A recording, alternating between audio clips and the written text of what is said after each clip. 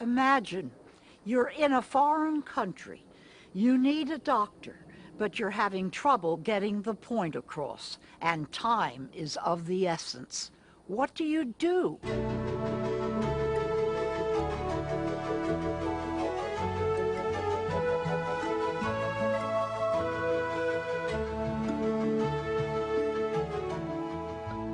Alan Stillman is the president of Kwikpoint, the maker of a communication tool that's breaking language barriers. Welcome, Alan. Thank you, Sudan. Pleasure to be here. Tell me, what is a visual language translator? It's actually a folding laminated card, and on it are hundreds of color picture symbols.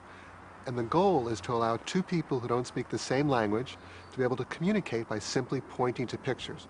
For example, let's say you're in Europe, you don't speak French, Italian, whatever the language is, you're in a restaurant and you want to order food. You can just take these graphics and point out, I'm looking for some beef or some lobster, I'd like some red wine.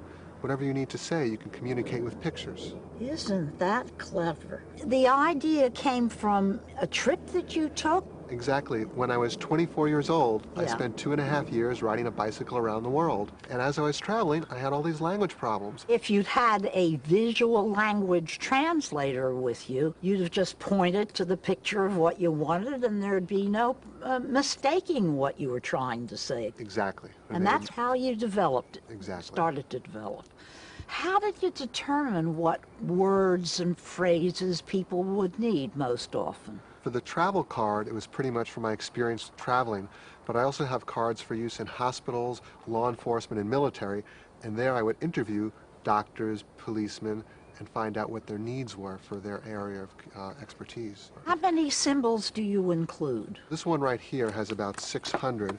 And this is the one for traveling, travelers. if I was to go. Exactly, for an American traveling overseas. Yeah. But there's several thousand symbols across the different ones I have for military, medical, and law enforcement. How's the military using your products, especially in Iraq?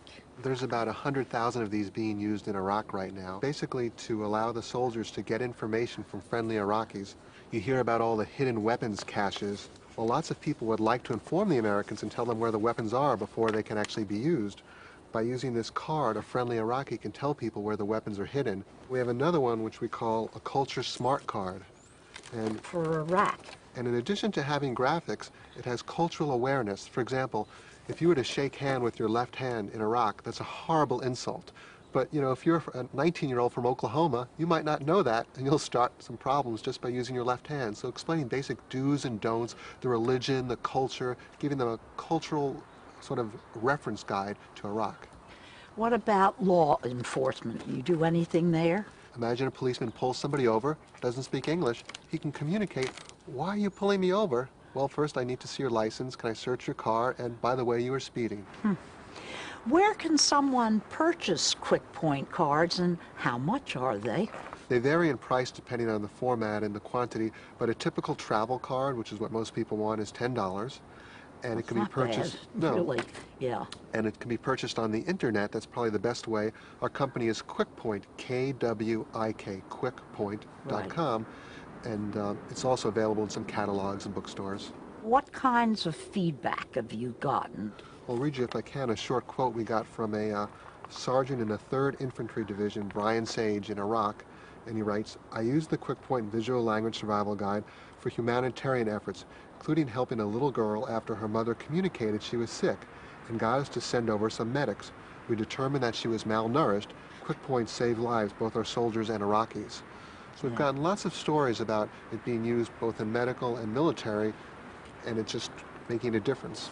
Well, thank you, Alan, for telling us about this ingenious product, and I'm sure not only ingenious, but enormously helpful in so many situations. Thank you, Suzanne. And thank you for watching. I'm Suzanne Roberts. We'd love to hear from you. I may even end up reading your comments and questions on the air.